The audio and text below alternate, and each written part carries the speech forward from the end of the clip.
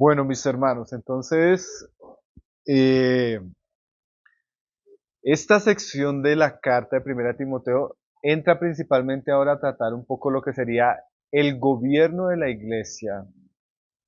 Especialmente Pablo, como veníamos diciendo en las reuniones anteriores, Pablo está tratando o aconsejando o animando a Timoteo para poner en orden los problemas de la iglesia de Éfeso. Especialmente, ¿recuerdan cuál era el principal problema? Los falsos maestros. Pero después de tratar el asunto de los falsos maestros, Pablo ahora entra a tratar algunos asuntos que estaban teniendo ciertas dificultades. Vimos cómo Pablo pone en orden o pone a Timoteo a poner orden en los asuntos de la oración en la iglesia, las reuniones de oración. Después comenzó a hablar Pablo un poco del rol de la mujer. Recuerdan que estuvimos hablando de eso en las reuniones anteriores. Y ahora Pablo entra a tratar los asuntos del liderazgo, porque no solo en aquellos días, sino aún en nuestros días, la iglesia va a ser lo que son sus líderes. Si la iglesia tiene un gobierno saludable, la iglesia va a ser saludable. Porque mucho de lo que nosotros somos es lo que vemos y aprendemos de aquellos que Dios ha puesto a pastorear la iglesia. Y nosotros como cristianos deberíamos tener una visión bíblica del gobierno de la iglesia. Eso es tal vez una de las cosas que menos se enseña en nuestros días. Y mucho del modelo que nosotros practicamos actualmente del gobierno de la iglesia no es un gobierno bíblico. Pocas cosas la Biblia las habla tan claramente. Cómo se debe pastorear la iglesia, quiénes lo deben hacer, las características de ellos, cómo se establecían. Todo eso se habla con detalle en la Biblia. En la Biblia nunca se habla, por ejemplo, del liderazgo de un solo hombre como pastor. La Biblia cuando habla de los pastores o los que pastorean la iglesia siempre usa un término plural, mostrando que son varios y mostrando que ellos cumplen una función donde entre ellos no hay una cabeza, sino ellos funcionan como un equipo de hombres que se sujetan los unos a los otros y que tienen la función de pastorear. A esos hombres el Nuevo Testamento les llama ancianos. A esos hombres el Nuevo Testamento les llama obispo. Usted puede leer eso en Primera de Pedro capítulo 5. Usted puede mirar eso en Hechos de los Apóstoles, que Pablo nunca estableció en la iglesia un solo pastor, sino él hacía nombramiento de varios hombres que pastoreaban, a los cuales él les llamaba ancianos, obispos. Entonces, lastimosamente, la figura de gobierno con el tiempo ha sido cambiada, modificada, y en muchos lugares lo que nosotros vamos a encontrar no es esa figura de gobierno bíblica. Por eso es tan interesante llegar a estos pasajes, porque cuando usted quita lo que Dios ha establecido, el orden divino, usted va a tener problemas. Cuando un carro es llamado a tener 4 llantas, y usted dice, no, yo quiero que tenga 2 llantas. O no, mejor una llanta. Difícilmente el carro le va a funcionar, ¿cierto?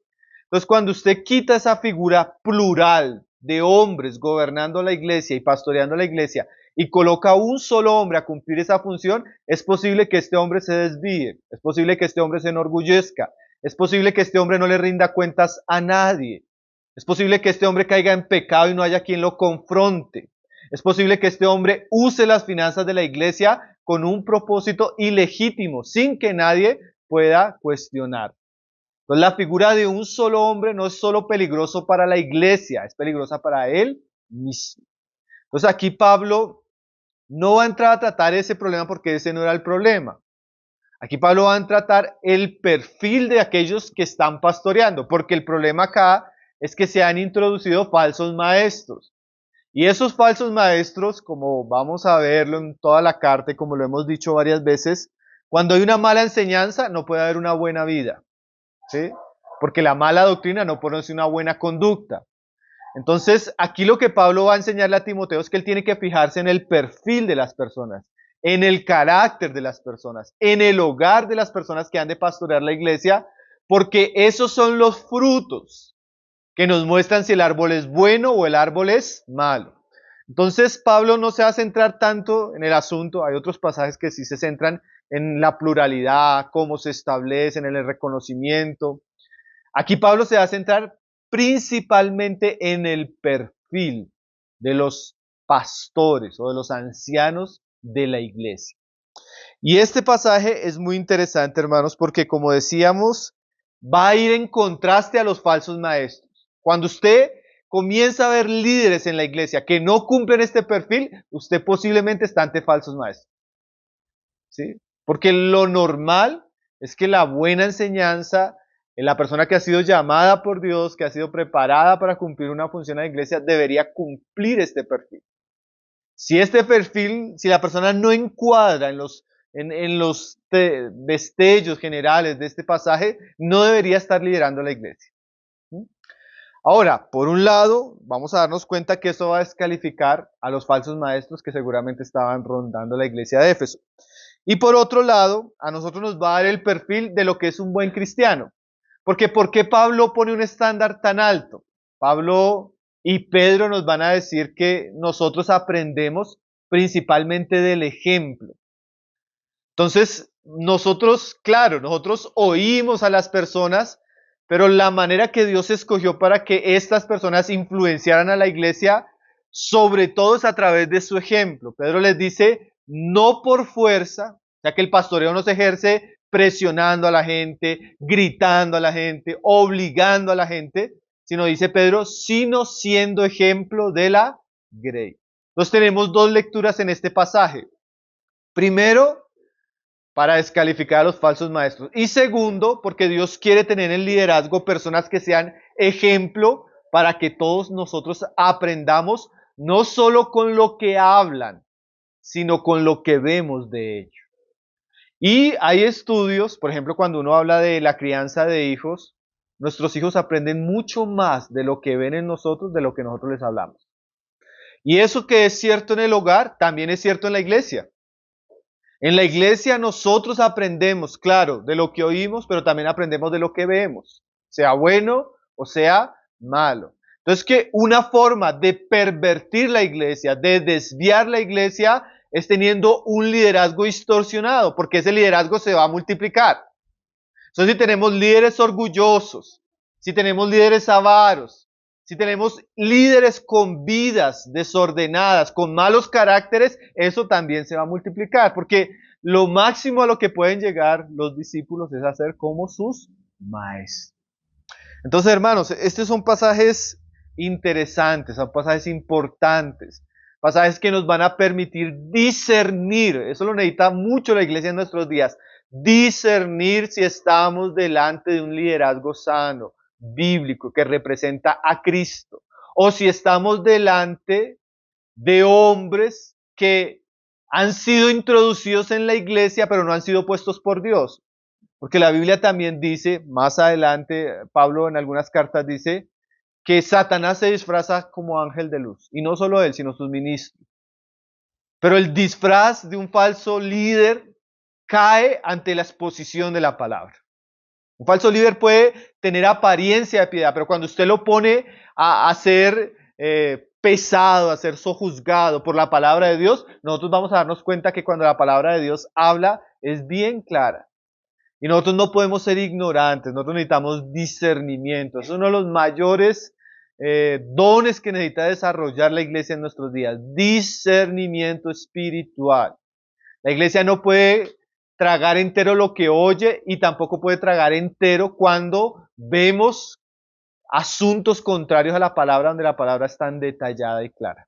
Amén, hermanos. Entonces vamos a ver un pasaje que es interesante, que es importante y que de pronto en nuestro contexto no estamos hablando para líderes cristianos, para pastores, pero por un lado nos ayuda a discernir lo falso y por otro lado nos ayuda a ver lo que para Dios es una vida cristiana ejemplar y ahí todos debemos aprender. Estos asuntos son para los líderes, pero porque los líderes nos tienen que dar ejemplo a todos nosotros.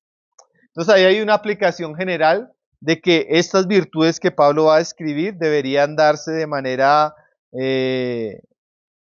deberían prosperar en medio de nuestras vidas. Entonces, bueno, vamos a comenzar ahí viendo cómo Pablo comienza el versículo. Verso 1 dice, palabra fiel, ¿sí? Lo que vamos a leer, hermanos, es algo fiel, es algo digno de ser confiado. Hermano, estas no son palabras engañosas, estas son palabras fieles. Cuando Dios dice algo es impresionante, hermano. Y cuando Dios dice algo y antes de decirlo, Él resalta que lo que Él va a decir es fiel, es porque lo que Él va a decir debemos prestarle atención, ¿sí? Yo sé que a veces nosotros leemos la Biblia muy rápido, pero cuando esto que vamos a leer debemos leerlo como algo que es fiel, verdadero, digno de ser escuchado, digno de ser atendido. Iglesias completas se han desviado por un falso liderazgo, porque no han atendido a las palabras fieles que Dios ha dejado. ¿Qué es palabra fiel? Dice Pablo. Si alguno anhela obispado, buena obra desea. Entonces, esa palabra obispado es ejercer oficio de obispo. Y la palabra obispo en el griego viene de una palabra que significa supervisor. ¿Sí? Los pastores, en últimas, o los líderes de la iglesia son los supervisores, son los que cuidan, son los que velan por la iglesia, por las almas. Entonces, si alguien quiere ser parte de los ancianos, de los obispos que tienen la responsabilidad de pastorear la iglesia del Señor, eso es una buena obra, eso es un trabajo noble. El pastorado en la iglesia es algo realmente honorable, es algo importante. Es un trabajo que tiene que ver con el reino de Dios, es un trabajo que tiene que ver con la salvación de los hombres. Es un trabajo que tiene que ver con asuntos muy importantes. Es bueno cuando hay en el deseo de un hombre de involucrarse en este servicio, ese deseo es muy bueno. Pero lo que nos vamos a dar cuenta es que el deseo no es lo único. ¿Sí? Se es necesario que esa persona, como dice ahí, cumpla un perfil. Dice, si anhela obispado, buena obra desea, pero es necesario que el obispo sea irreprensible. Entonces, el deseo de pastorear una iglesia, involucrarse en el trabajo de cuidar, de edificar, de predicar, de liderar una iglesia, es algo bueno. Pero se es necesario que esa persona sea irreprensible. Quiere decir que hay unos requisitos que se necesitan para estar en el liderazgo de la iglesia. A diferencia de otros trabajos, para usted, por ejemplo, desempeñar una profesión, usted necesita un título, ¿sí? Usted necesita cierta experiencia. Pero en cuanto al pastorado de la iglesia, se requieren ciertos dones, se requiere cierta madurez, se requiere cierto tipo de familia, ¿sí? Porque todo esto hace parte de lo que vamos a hacer en la iglesia. Y aquí Pablo lo primero que dice es que sea irreprensible. ¿Qué significa eso? Él debe tener en general una buena reputación. Él no puede tener áreas en las que él pueda ser señalado, especialmente en las que se van a mencionar. Cuando usted encuentra una persona que en una área en las que Pablo va a mencionar, es una persona que se le puede reprender, se le puede decir, hermano, en esta área tienes que trabajar, en esta área estás equivocado, esta área no es un área buena que represente a Cristo. Eso, en un sentido, descalifica a ciertas personas para no estar en una posición de autoridad y liderazgo en la iglesia. El siervo de Dios, como dice aquí Pablo, debe ser irreprensible, especialmente en aquellas áreas que se van a mencionar. No que sean perfectos, no que no pequen. Obviamente todos tenemos debilidades, ninguno ha alcanzado la perfección, pero como vamos a ver, sí se requiere cierta madurez espiritual, sobre todo en estas áreas. ¿Mm? ¿Qué áreas? Bueno, aquí hay una lista de cualidades que deberían tener aquellos que sirven en la iglesia del Señor. Y recuerde que esto es una palabra fiel, hermano. Yo digo que si en la historia de la iglesia hubiera tomado en serio estos pasajes, no hubieran habido tantos escándalos, tantos pecados graves en medio del cristianismo. El nombre del Señor no sería tan difamado, porque lastimosamente uno de los uno de los oficios más desacreditados en nuestra generación es la de pastor. Hicieron un estudio en Brasil que cuáles eran las 3 profesiones más, más desacreditadas. Ya la gente no creía en ellos. ¿Saben cuáles fueron las profesiones? Entre esas está los políticos. Ya nadie cree en los políticos, hermano. Ya nadie respeta a los políticos. La segunda profesión, la policía. Ya nadie cree en las autoridades. Y la tercera posición, los pastores. Ya nadie cree en los pastores. Cuando usted comienza a predicar el evangelio, no, pero yo para qué voy a ir a esa iglesia si eso es lo que hacen son unos ladrones, unos mentirosos, unos aprovechados. Hermanos, hace siglos, cuando usted habla del siglo XVII, siglo XVIII, los pastores eran personas importantes en la sociedad, eran personas respetadas. Los gobernantes se acercaban a ellos como consejeros, ¿sí? Era realmente una posición de honra, de gloria.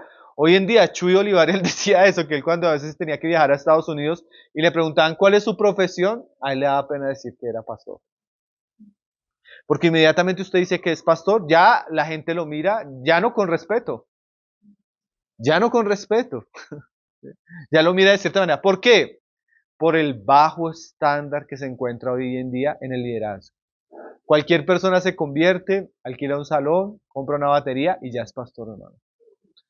Se convierte a los 2 años, ya está pastoreando una iglesia, hermano. Y ahí comienzan a haber una cantidad de problemas. Entonces vamos a ver cómo el perfil que nos da Pablo en cuanto, sobre todo, el carácter. O sea, aquí se da cuenta que Dios resalta mucho la familia y el carácter del hombre, más que sus talentos, más que su elocuencia, más que su liderazgo, porque a veces usted se encuentra, hermano, pero es que es muy elocuente. Bueno, la Biblia no dice que sea elocuente. Usted no va a encontrar ese requisito. ¿Sí? No, es que es un gran empresario. La Biblia no habla de que tengas que ser un gran empresario. ¿Qué habla la Biblia? Carácter, familia, ¿sí? Santidad. ¿Sí? Y esas son cosas realmente importantes. ¿Sí? Nosotros necesitamos recuperar un poco ese tipo de cosas que la Biblia dice. Entonces, mire, realmente yo he enseñado este pasaje muchísimas veces, hermano. He durado enseñando este pasaje 15 reuniones. Uno podría entrar asunto por asunto bien profundamente. Apenas nosotros lo vamos a leer, ya irá mencionándolo para tener todo el perfil completo. Pero es una lista larga de muchas cualidades. Pero vamos a tenerlo completo. Dice ahí, pero es necesario, verso 2, que el obispo sea irreprensible. Y dice ahí, marido de una sola mujer. Algunas versiones, la Nueva Traducción Viviente traduce esa frase así: debe serle fiel a su esposa. ¿Sí? Marido de una sola mujer en el sentido de que él es un hombre de una sola mujer. Él ama a esa mujer, le es fiel a esa mujer. No es un hombre de varias mujeres. En aquella época existía la poligamia, o sea, un hombre podía tener varias mujeres. Eso ya descalificaba a un hombre para el pastorado. Pero en nuestros días y en el contexto general, da la idea de un hombre fiel, un hombre de solo una mujer, un hombre de un matrimonio honorable, ¿sí? Un hombre que no va tras las mujeres, no va tras las muchachitas, porque esa es la característica de los falsos maestros. Los falsos maestros dicen, atraían a las mujeres llenas de pecado, ¿sí? O sea, un hombre que en esta área no era irreprensible.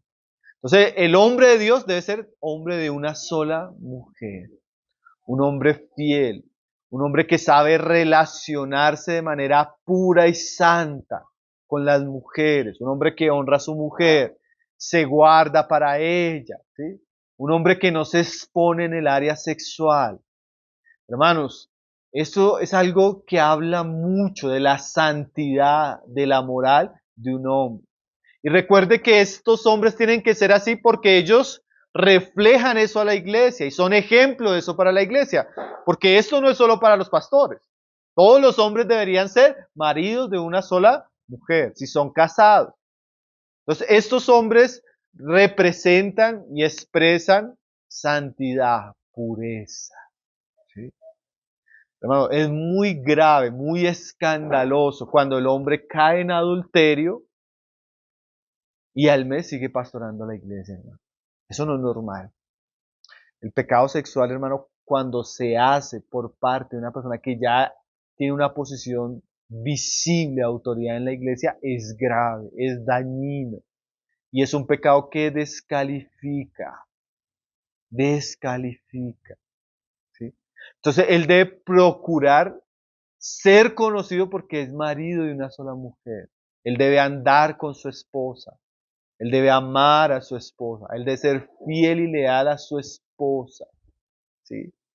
Hermanos, eso son cosas que uno no puede pasar por encima. ¿Sí? No, es que él tuvo un desliz. Bueno, ese desliz ya no le permite estar ahí donde está ahorita. ¿Sí? Hay cosas que nosotros como que en nuestros días toleramos y la Biblia, hermanos, no tolera. ¿Sí? Entonces, él debe tener una relación matrimonial ejemplar. Es un hombre que cuida, ama y se entrega por su esposa. Y ahí, hermanos, también nosotros debemos tener cuidado de poner versículos en contra de otros versículos. No, hermanos, que la Biblia dice que el que ama a padre, a madre o a esposa, más que a mí no es digno de mí. Ahí en ese contexto Jesús está hablando de que cuando el Evangelio viene, usted tiene que poner por encima el Evangelio que cualquier persona. Pero una vez que usted tiene el Evangelio en su corazón, una vez Jesús es su Señor, el Señor dirige su corazón hacia ciertas personas para que usted las ame. Y en este caso el hombre que pastorea es dirigido a amar a su esposa y a entregar su vida por ella. Cuando usted ve una mala relación matrimonial en el liderazgo, hermano, usted tenga cuidado con ese liderazgo, porque no es normal.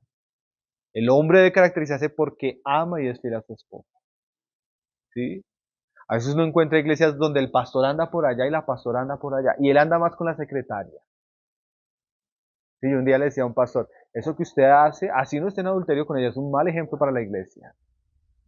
Usted debe andar es con su esposa. Usted como hombre de Dios no debe darle consejería a mujeres a solas. Tiene que guardarse en esas áreas. ¿Sí? Porque la Biblia habla de eso. Entonces, santidad, hermano. Pureza. Fidelidad matrimonial. ¿Sí? Ahora, ¿por qué? Porque él va a ser ejemplo para la iglesia de eso. Imagínese usted ir a pedirle consejería a uno que fue adúltero. ¿Sí? Porque eso sucede mucho, ¿no, hermanos? Y esas cosas se toleran y no deberían tolerarse. Entonces, palabra fiel, hermanos. Volvemos a esos términos. Palabra fiel y digna de ser recibida por todos. ¿Qué más dice ahí? Ahora, todos nosotros, como cristianos, somos llamados a ser fieles en el matrimonio. Eso lo aprendemos de la palabra y de nuestros líderes. Dice ahí, sobrio. ¿Sí? Literalmente lo que significa es una persona que no se embriaga. ¿Sí? Pero era una palabra que se usaba como para hablar de una persona que era moderada, ¿sí? Una persona controlada, una persona estable. ¿Sí? Una persona sobria era una persona que pues, no estaba afectado por el alcohol, actuaba con sus 5 sentidos. Entonces, esa figura se habla para hablar de una persona estable, sobria, equilibrada, no embriagada, ¿sí? Eso es como lo contrario a embriagado. ¿Qué significa eso? Los hombres de Dios, mis hermanos, tienen que ser personas sobrias, estables, equilibradas. Hermanos, yo pienso que esa es una de las cualidades más importantes en el ministerio. Lo contrario a sobrio sería desequilibrado, inestable, emocional. Recuerden que estas personas, estos hombres son llamados a llevar el liderazgo de la iglesia. Y cuando usted lleva el liderazgo de la iglesia, usted es el que está bajo el comando de los asuntos. Usted es el que guía. Y el que guía no puede ser una persona inestable, inmadura, desequilibrada, emocional. ¿Sí? La persona sobria es estable. La persona sobria se controla a sí misma. Hermanos, y eso es muy importante, sobre todo por la presión que tiene el liderazgo en la iglesia. La iglesia tiene muchas dificultades, muchas presiones, lidiamos con la decepción, lidiamos con el pecado, lidiamos con los desafíos. Y si nosotros somos personas demasiado emocionales, un día vamos a estar arriba, un día vamos a estar abajo. ¿Saben quién era así? Pedro. Pedro al comienzo de su vida no era una persona sobria, pero era una persona muy emocional. En un momento quería entregarlo todo, al momento estaba maldiciendo. ¿Sí? En un momento quería entregar su vida, en otro momento quería salir corriendo. Ese tipo de hombres de doble ánimo, muy emocionales, no son buenos para el liderazgo. El hombre de Dios tiene que ser un hombre de carácter estable, sobrio. ¿Sí? Que cuando él se para a predicar, es sobrio, así esté pasando por dificultades, así esté indignado por una situación con una persona. Pero la persona que no es sobria se para y en vez de predicar comienza a regañar. ¿Sí? Comienza a desequilibrarse. Cuando habla con las personas no tiene control de sí mismo, maltrata, hiere, ofende. ¿Sí? Aquí es un asunto, la primera palabra habla de un asunto de pureza matrimonial, la segunda palabra habla de equilibrio emocional. Y eso es muy importante en el liderazgo. Ahora, volvemos a lo mismo. Yo creo que para nosotros es fácil ver eso en el liderazgo, pero volvamos a hacer esa lectura de que nosotros deseamos tener ese tipo de líderes porque Dios quiere eso también en nosotros. O sea, Dios quiere que seamos personas sobrias. Imagínense lo bueno que es una mujer sobria en el hogar, un esposo sobrio en el hogar, un joven sobrio. ¿Sí? Hoy en día son virtudes cristianas olvidadas, pero que la Biblia le hace mucho énfasis. Carácter cristiano nos habla de sobriedad. Esa sobriedad habla de la mente, de la estabilidad. Y también sería lo contrario, hermanos, él no es un loco, él no es una persona compulsiva, él no es una persona precipitada. Todo eso nos habla de sobriedad. ¿Sí? Y yo no sé si usted ha tenido la experiencia de estar bajo un liderazgo que no es sobrio. Es terrible, hermano. Es terrible. Lidiar con una persona que no es sobria, que no es estable, que no se controla a sí misma, es bien difícil en el liderazgo, hermanos. ¿Sí? Entonces Pablo nos comienza a hablar del perfil, una persona, marido de una sola mujer, sobrio. Mira la siguiente palabra, prudente. Sí. Prudente es alguien que controla su conducta para que su conducta sea adecuada en todo ambiente. Él es una persona que de alguna manera gobierna sus actitudes, gobierna sus asuntos, sus obras, para que su vida no sea imprudente, ¿sí? Para que su vida no dé de qué hablar, para que su vida no sea escandalosa. ¿Sí? El hombre de Dios tiene que ser prudente, no es un hombre de shows, en el sentido negativo, no es un hombre de problemas, no es un hombre que anda haciendo cosas indebidas, él es prudente. ¿Sí? Da la idea de una persona que no se le puede acusar de imprudencias. ¿Sí? No es una persona que hace cosas que no debería hacer. ¿Sí? Bueno, si esto de verdad que uno debería enseñar estas cosas, sobre todo a aquellas personas que se van perfilando para el liderazgo. Yo hablaba hace unos meses con un grupo de ancianos, hermanos que pastorean en una iglesia. Miren lo tremendo que hicieron estos hermanos. Es una ciudad donde la iglesia, hermanos, los cristianos son muy ricos. Una ciudad muy próspera, otro país. Y ellos hicieron un compromiso. Miren lo que hicieron ellos. Ellos hicieron un compromiso de que ninguno de ellos iba a hacer ningún negocio con algún hermano en la iglesia. Por prudencia. Y para no aprovecharse de algún miembro de la iglesia. Y que si en algún momento entraban a hacer un negocio, ese negocio tenía que ser revisado por los otros ancianos y autorizado por los otros hermanos que estaban pastoreando la iglesia. Esos son actos prudentes, hermano. Porque cuando usted está en el pastorado, usted puede aprovecharse de la gente. Usted puede manipular la gente. Usted puede abusar de muchas maneras de la autoridad que usted tiene. ¿Sí? Entonces se requiere que estos hombres sean ¿qué? Prudentes. Prudentes.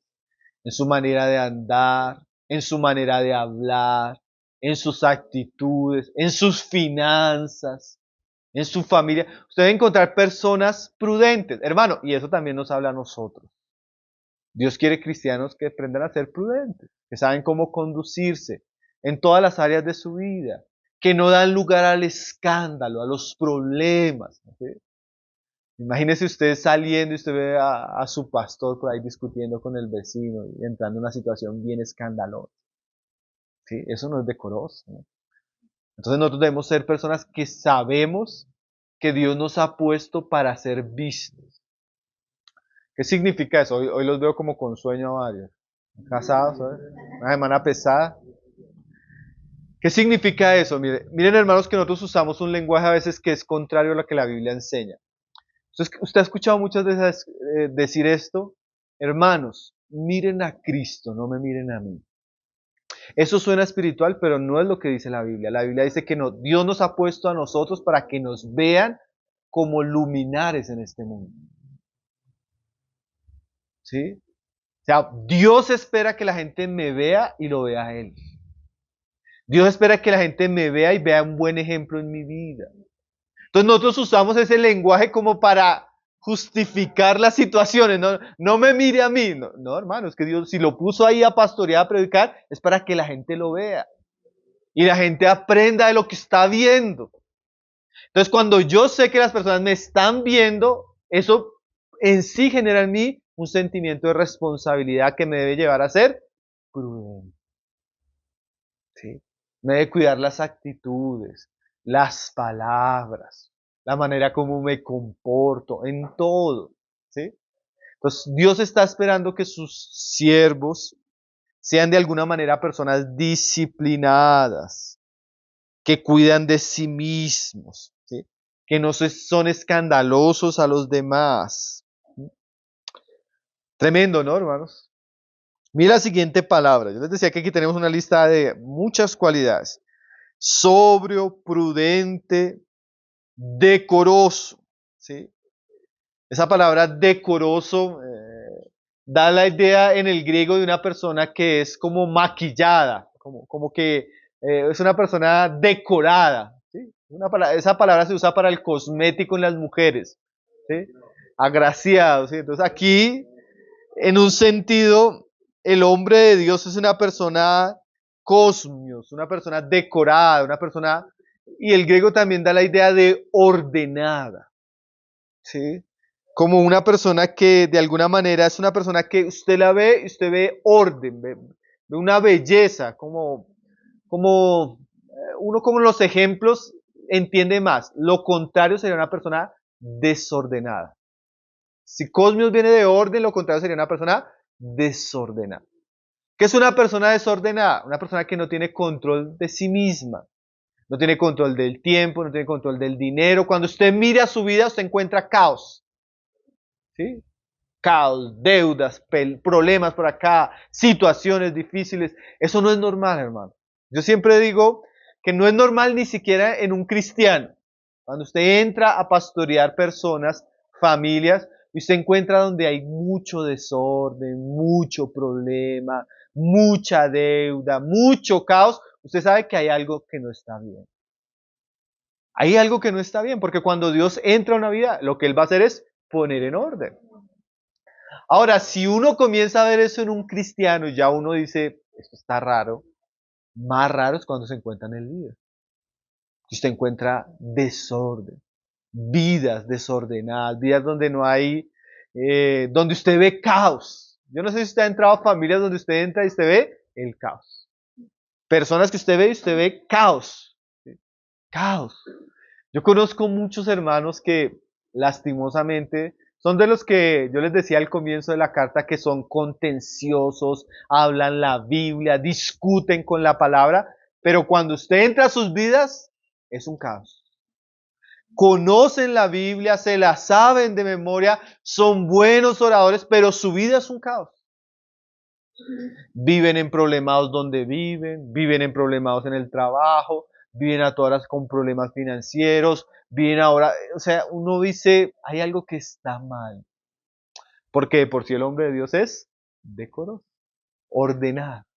Usted ve una armonía en su vida, usted ve una armonía en él. ¿Sí?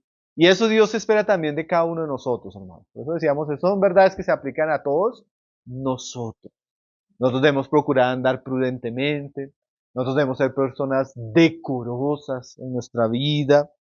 ¿Qué más? Dice ahí, de decoroso hospedador. En aquellos días, mis hermanos, a diferencia de nuestro tiempo, casi no existían los hoteles. Así que usted fuera a viajar y alquilaba un hotel, un Airbnb, eso, en esos días no existía. Entonces la gente viajaba y generalmente dependía de la hospitalidad de los lugares donde usted iba. Entonces era una virtud cristiana que usted normalmente, cuando sabía que venían hermanos a predicar, o hermanos en persecución, o hermanos en cierta dificultad, el cristiano abría las puertas de su casa, recibía a los pobres, recibía a los necesitados, recibían a los hermanos que venían de otro lugar. Hermanos, y algo que aquí nos va a mostrar la palabra es que aquellos que sirven en la iglesia, las puertas de su casa deben estar abiertas. Las puertas de su casa tienen que estar abiertas. No existe porque es que hoy en día los pastores se volvieron casi celebridades, hermano. Ellos allá y nosotros acá. ¿Sí? Ellos en su mundo y nosotros en el mundo. Y usted difícilmente encuentra una cita. Y difícilmente usted va a conocer la casa de su pastor en nuestros días, ¿no? Pero los pastores que Pablo está describiendo aquí eran hombres que abrían sus casas para recibir a las personas. Eran hombres que eran conocidos por ser hospitalarios, ayudar a otros. ¿Sí? Y eso es importante. Yo hace poco hablaba con un grupo de hermanos que estamos preparando para nombramiento de ancianos en un lugar. Y yo les preguntaba, hermanos, ¿cuándo fue la última vez que usted abrió sus puertas para alguien que estuviera en necesidad? ¿Sí? ¿Lo ha hecho alguna vez? ¿Sí? Hermanos, ese tipo de virtudes hoy en día casi no se conocen, ¿cierto? Pero por algo la Biblia habla. Porque es que conocer la casa de una persona, la vida de esa persona, la familia, usted conoce quién es esa persona. Usted no conoce a una persona predicando, hermano. Difícilmente usted va a conocer qué clase de persona es predicando. Comience a convivir con ella, comience a trabajar con ella, comience a involucrarse en los asuntos de la familia y usted conoce qué persona es la persona que está pastoreando. Nosotros no deberíamos tolerar ese tipo de liderazgo allá inalcanzable, porque eso expone mucho a los líderes al pecado y a cosas que no deberían ser. Entonces, él debe tener, su hogar y su casa deberían estar abiertos como una señal de servicio, hospitalidad y amor. ¿Qué más? Dice ahí, hospedador. Y la otra palabra es acto para enseñar. O sea, él debe tener actitudes, capacidad para enseñar. Porque una de las labores que él va a hacer como pastor de la iglesia, como obispo de la iglesia, como anciano de la iglesia, es enseñar la palabra. ¿Sí? Él tiene que tener un buen carácter, una buena vida, un hombre prudente y también tiene que tener gracia para enseñar. ¿Sí? Él debe saber explicar la doctrina, él debe saber predicar el evangelio, él debe saber contradecir a los que enseñan incorrectamente. Esta es la única cualidad que resalta alguna actitud, si se puede decir, de don sobre todo. El resto es carácter. Aquí tiene que tener el don de la enseñanza para poder pastorear la iglesia. Sigue diciendo, no dado al vino. ¿Sí? O sea, no puede ser un borracho. No puede ser alguien entregado al alcohol. No puede ser alguien que sea, que se exceda con los vicios. Y obviamente, en aquellos días, pues, el vicio, el pecado con el cual él podría difamarse sería el alcohol, pero en nuestros días debería ser no dado a ningún tipo de vicio que desacredite su ministerio. No puede ser dado al alcohol, no puede ser dado a las drogas, no puede ser dado a las apuestas, no puede ser dado a... ¿sí? O sea, no puede ser controlado por nada que lo desacredite en cuanto al ministerio. Él tiene que tener una conducta íntegra, recta, intachable. O sea, no debe ser tampoco alguien asociado a bares, a fiestas, a excesos. ¿Sí? Él debe ser una persona de buen testimonio. ¿Qué más? Dice ahí, No pendenciero, ¿sí? Literalmente eso significa no un peleador. ¿Sí? No una pendenciera, una persona que se iba a los golpes con otra, con las manos. No puede ser un peleador. El hombre de Dios no debe ser una persona violenta. ¿Sí? No debe ser conocido porque sea una persona agresiva. ¿Sí? No debe ser conocido porque se fue a los golpes con otros. ¿Sí? ¿Sí? Tiene que ser una persona de un carácter controlado. Yo recuerdo una vez estábamos en una ciudad, en otro país, hermanos, en una reunión de ancianos, de pastores, y entraron en controversia. Y uno se paró de la mesa y cogió y empujó la mesa y desafió al otro a pelear. Literalmente eso es lo que la Biblia dice, no puede ser un peleador. Cuando usted encuentra una persona violenta o agresiva en el ministerio, hermano, eso es extraño. Eso no es normal. ¿Sí? Una persona violenta con sus vecinos, violenta cuando maneja su vehículo. No, él tiene que ser una persona que se controla. ¿Sí? Que se controla. No puede ser, no puede tener fama de peleador. ¿Sí? Ahora, ni físicamente ni verbalmente. No puede ser una persona violenta. ¿Sí? Hermano, si el ministerio hace que nosotros a veces nos encontremos con muchas tensiones, muchos momentos incómodos, muchos momentos de dificultad, pero el pastor está puesto a cuidar las ovejas, no a maltratarlas. El pastorado no se puede ejercer por la fuerza, por la imposición, por la amenaza. ¿Sí? El pastorado se ejerce con amor, con gracia.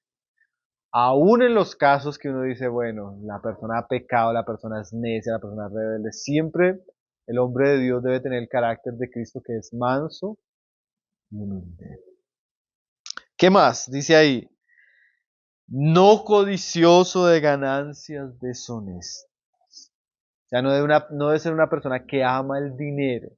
Y el dinero, sobre todo, ha habido de manera ilícita. El dinero obtenido de manera indecente. No debe ser una persona codiciosa. Cuando usted comienza a ver, hoy en día, lastimosamente, eso sucede mucho. Hablaba con unos hermanos que me decían, hermano, era muy triste porque cada vez que el pastor invitaba a predicadores a la iglesia, lo único que venían a hacer era pedir plata. Daban un tremendo mensaje, pero después la intención era pedir plata. Yo recuerdo hablando con un hermano de Villavicencio, él era diácono de una de las iglesias más grandes ahí en Villavicencio, y él organizaba las cruzadas que hacían algunos hermanos que venían de Centroamérica aquí a Colombia. Y él decía, hermano, yo me ponía a llorar cada vez que yo leía el contrato, porque hacen un contrato. O sea, él no viene por vocación, no viene a servir, sino para que venga hay un contrato. Y en el contrato él decía, hermano, era triste, habían cláusulas. Y una de las cláusulas es, la ofrenda que se recoge el viernes es para mí. Y el viernes era el día de milagros, el día donde toda la ofrenda entraba directamente para él. Hermano, y ya él cobraba por venir y no cobraba 2, 3 millones. La venida de un hombre eso era de 30, 40 millones. Hermano, era triste. Triste después ver la cara que el hombre hacía cuando contábamos la ofrenda que se recogía. Ese hombre no venía ni a predicar, ni a hacer milagros. Ese hombre venía por dinero. Y no les digo los nombres, hermano. Porque son personas bien conocidas.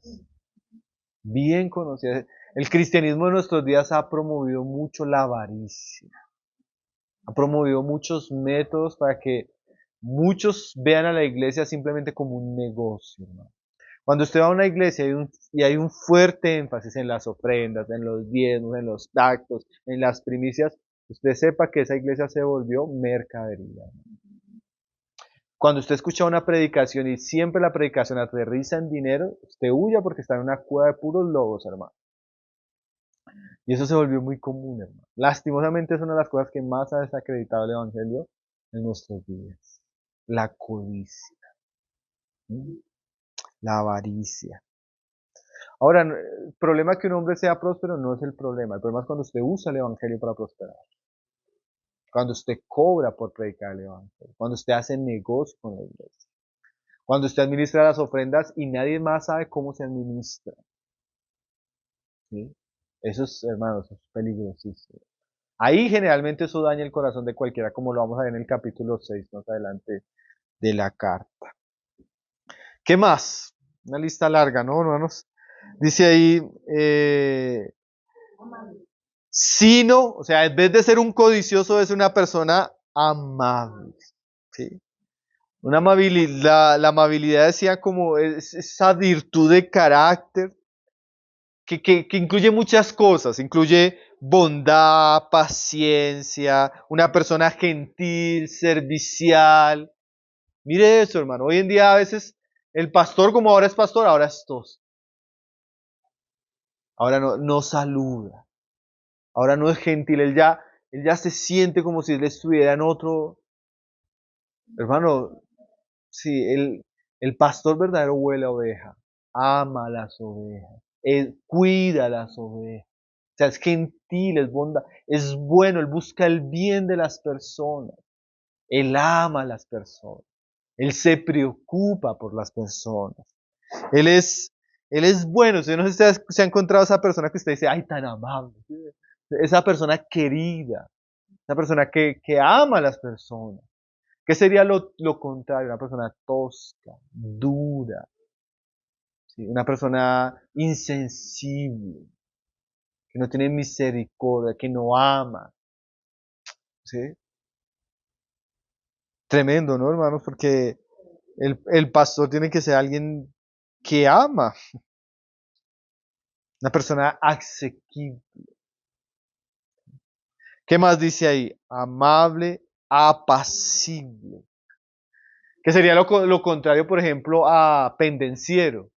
Apacible es alguien que tiene un carácter tranquilo. ¿Sí? Alguien pasivo. Alguien que usted no va. Alguien con el que usted no va a tener un problema si usted se lo busque. Esa es la idea de apacible. Alguien tranquilo, alguien que no se irrita, alguien que no fácilmente no está dispuesto a entrar en conflicto, ¿sí? Nosotros debemos ser personas amables y apacibles. ¿Sí? A veces uno siempre hermano, el diablo es experto en querernos irritar. El diablo es experto en querernos provocar. Y nosotros debemos evitar eso. ¿Sí? Hace poco yo le decía a una persona que comenzó a alterarse, le decía, hermano, hablamos cuando esté más tranquilo.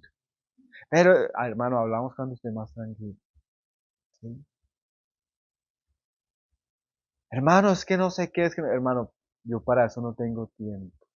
Nosotros no debemos ser, porque el diablo puede usar cualquier cosa, cualquier situación para dañar el testimonio de Cristo. Y nosotros debemos ser personas que nos controlamos, nos gobernamos. Personas que son, como dice Jesús, bienaventurados los pacificados. Imagínense personas que están pastoreando una iglesia y son dados al pleito, ¿no? Hermanos, es un caos. Se va a haber muchos problemas en la reunión de líderes, muchos problemas en los ministerios, cuando la persona es con un carácter contrario a lo que nos vamos a encontrar. Un verdadero hombre de Dios es una persona apacible, hermano. No le va a salir a usted al problema, por lo menos no fácilmente. Va a tener que, y seguramente la persona puede luchar con su carácter, pero tiene control de sí mismo. Entonces tiene que ser una persona amable y apacible. Otra vez vuelve Pablo a decir, no avaro. O sea, no tiene interés por el dinero. No es una persona que ama el dinero, que se preocupa por el dinero, que quiere enriquecer. Yo hablaba una vez con un hermano que él ya llevaba varios años pastoreando. Él me decía, hermano, yo no entiendo por qué no tengo dinero. Y estaba bien preocupado por eso. Estaba bien preocupado porque no había podido comprar la casa que quería, porque no tenía el carro que quería, porque a veces pasaba situaciones difíciles. Y él decía, hermano, ese no es el ministerio. Pablo vivió así y unas situaciones más difíciles. Pero Pablo no estaba buscando eso. Entonces la persona avara es la persona que tiene tanto interés de tener algo que es capaz de hacer cosas que no debería hacer. Es la persona que por amor a dinero baja sus principios, baja su carácter. ¿Mm? Entonces, cuando usted ve una persona que tiene avaricia, yo me acuerdo, creo que era Spurgeon el que decía que cuando él veía avaricia en un ministro, inmediatamente lo descalificaba. Inmediatamente ya no lo involucraba en ciertas cosas. Ese interés por dinero. Dice ahora el verso 4, él hace un giro ahora para volver a hablar del asunto de su casa. Dice que gobierne bien su casa, que tenga a sus hijos en sujeción con toda honestidad. Pues el que no sabe gobernar su propia casa, ¿cómo cuidará de la iglesia de Dios? Aquí Pablo va a mostrar un principio. El principio es que el ministerio comienza por nuestra propia casa. Y que Dios nos va a enseñar muchas cosas, sobre todo de gobierno, de cuidado, de liderazgo, primeramente en nuestra casa. Porque si no podemos gobernar, cuidar, tener a nuestros hijos en sujeción, difícilmente vamos a poder hacer eso en la iglesia. ¿Cómo vamos? Dice Pablo, ¿y cómo vamos a poder cuidar la iglesia de Dios? Entonces, obviamente en todas estas virtudes, muchos estamos en proceso. Nosotros estamos aprendiendo a cuidar a nuestros hijos, a gobernar a nuestros hijos, a dirigir nuestra casa. Y todo es un proceso de santificación. El problema es que los que ya están en una posición de autoridad y de liderazgo, ya lo deberían tener. Ellos ya esas áreas las debieron haber madurado. ¿Sí? Entonces, cuando usted piense en el liderazgo, usted también tiene que pensar en la relación del hombre con su esposa y en la relación de su casa. ¿Cómo está su casa? ¿Hacia dónde va su casa? Usted ve en los hijos de él sujeción, obediencia, buen testimonio. Ahora, hermanos, yo creo que todos luchamos en nuestras casas, ¿cierto? Y es normal, estamos en luchas con nuestros hijos, estamos madurando esas áreas, pero sobre todo cuando hay un gobierno en la iglesia, estos hombres deben tener casas ejemplares. Sus hijos.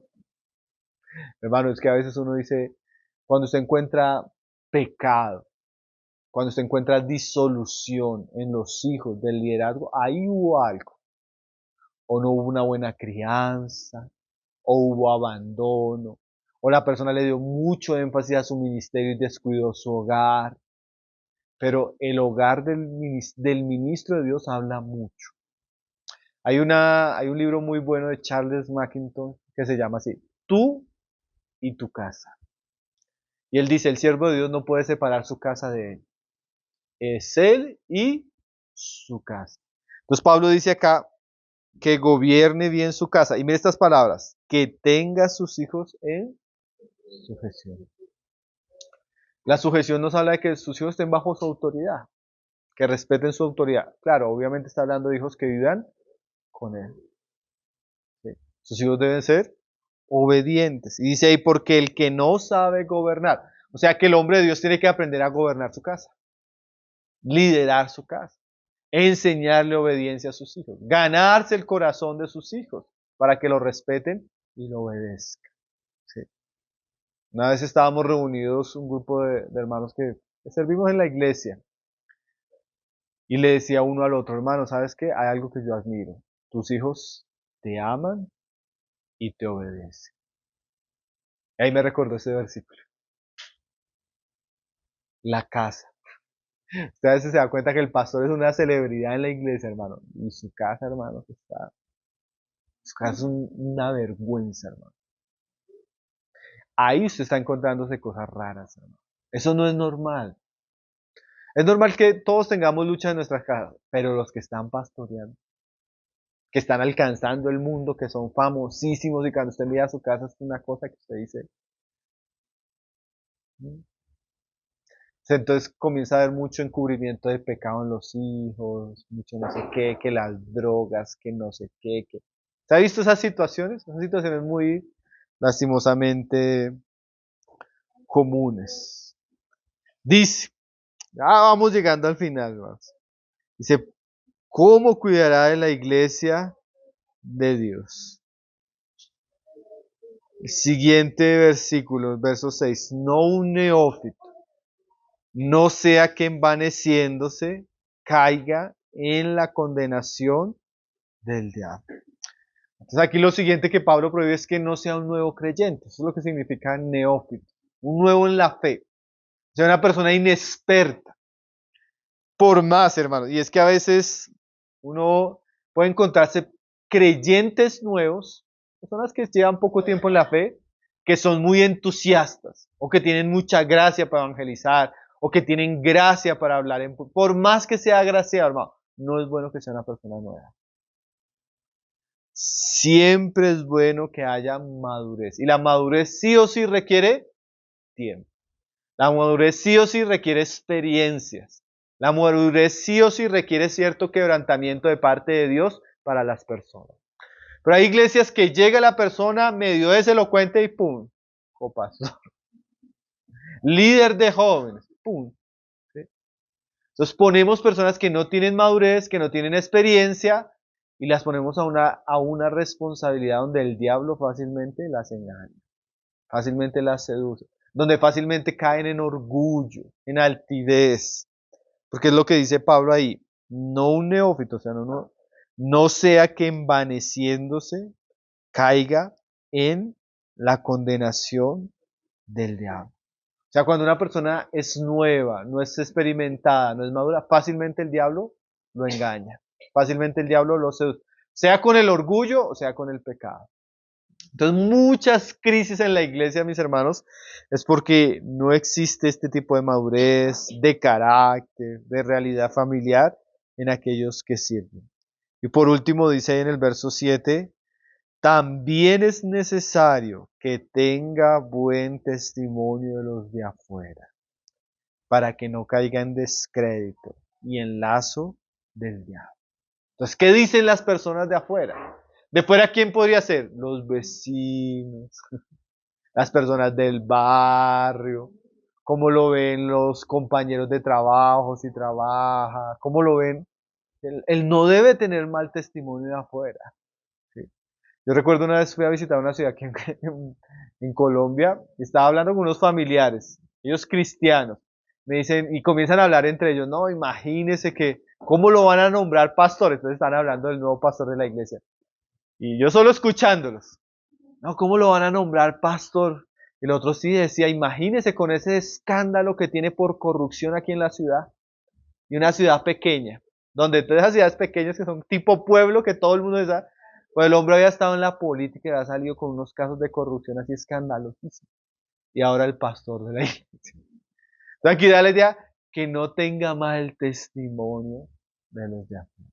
¿Qué piensan las personas de afuera acerca de este hombre? Y en este caso, acerca también de nosotros. Entonces, hermanos, ustedes se van a dar cuenta que Pablo dedica mucho tiempo para que Timoteo sepa las características de lo que deberían llegar a ser los líderes de la iglesia, para que Timoteo no imponga sus manos de manera ligera. Y para que Timoteo tenga argumentos también para decir a los falsos maestros, antes de predicar, cuide su casa, ame su esposa, ponga en orden sus hijos. Antes de predicar, vuélvase una persona prudente, sobria. ¿Me hago entender? Timoteo iba a tener aquí todas las herramientas para decir, claro, con razón, este hombre está haciendo mal. Si este hombre es un hombre iracundo, pendenciero, este hombre es avaro, este hombre no lo podemos dejar en el liderazgo de la iglesia. Entonces Timoteo tenía que tener como el perfil claro de un líder para poder distinguir y poner en orden la casa, sobre todo en aquellos que están en la iglesia liderando. Hermano, y si Timoteo, como decíamos al comienzo, tenía que tener este discernimiento, ¿cuánto más nosotros? Cuando usted vea que, oiga, en este punto y en este punto, y usted comienza a notar, hermano, por algo la Biblia lo dice. Por algo la Biblia dice. Tal vez la persona no tiene todavía la madurez para estar ahí, tal vez Dios no lo puso, tal vez se puso él mismo, o en algunos casos el diablo lo puso. Porque cuando Dios va a colocar una persona, Dios trabaja en esa persona. Dios madura a esa persona. Dios capacita a esa persona y Dios respalda a esa persona. Cuando no coloca a Dios, entonces usted va a encontrarse lo contrario a eso. Y cuando usted encuentra eso, de verdad, hermanos, hay que tener cuidado.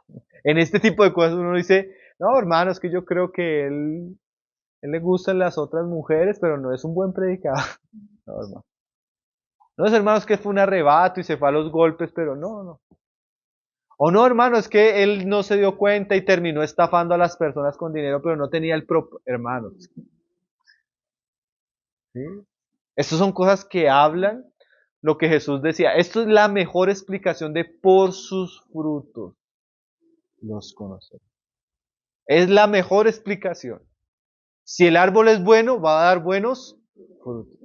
Si el árbol es malo, va a dar malos. Y termino con esta última idea. Recuerde que esto también es un ejemplo para todos nosotros.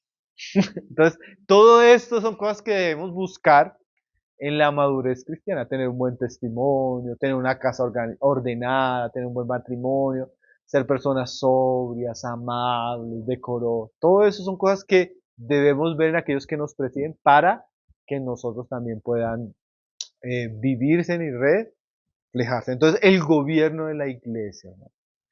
Cuando el gobierno de la iglesia está mal, sí o sí la iglesia está mal. Sí o sí la iglesia está mal. Así la iglesia tenga 5.000 miembros y el local más bonito. Si tenemos líderes impíos, de mal carácter, que no son buenos testimonios, no podemos esperar algo diferente de la iglesia. Qué cosa seria, ¿no, hermano? Porque tal vez una de las cosas en las que más ha fracasado la iglesia en nuestros días es en su liderazgo. Y por eso es bueno estudiar estos libros. Porque eso nos ponen, aún aquellos que estamos sirviendo, nos ponen un perfil que debemos estar siempre buscando y siempre procurando estar ahí. Entonces el Señor nos ayude. Vamos a orar y ahí vamos a dar el tiempo de pronto si tenemos preguntas o participación.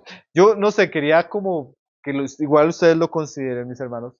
Sí, así sea que lo hagamos un poco más corto. Mientras estamos en el tiempo de las preguntas y la participación, no repartimos comida.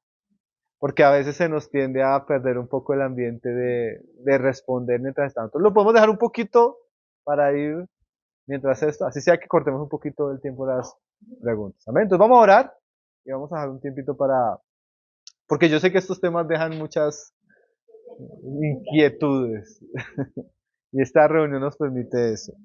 Padre, te damos gracias por tu palabra, Señor. Gracias por lo que nos estás enseñando, Señor.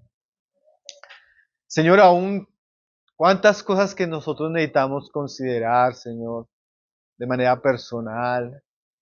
Cuántas cosas en las que necesitamos crecer, madurar, Señor. Ayúdanos, Señor, a poder llegar a ser esos hombres y esas mujeres de buen testimonio, Señor.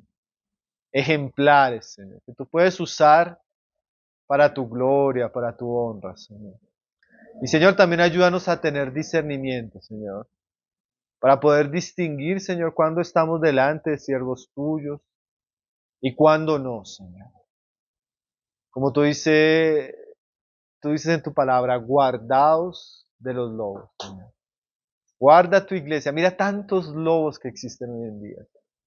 Mira cuántos hombres que han entrado encubiertamente en medio de tu pueblo. Mira cuánto engaño en tantos lugares. Rogamos, Señor, que tú puedas darnos sabiduría, darnos discernimiento, Señor, para podernos reunir, poder estar con los de limpio corazón, como dice tu palabra.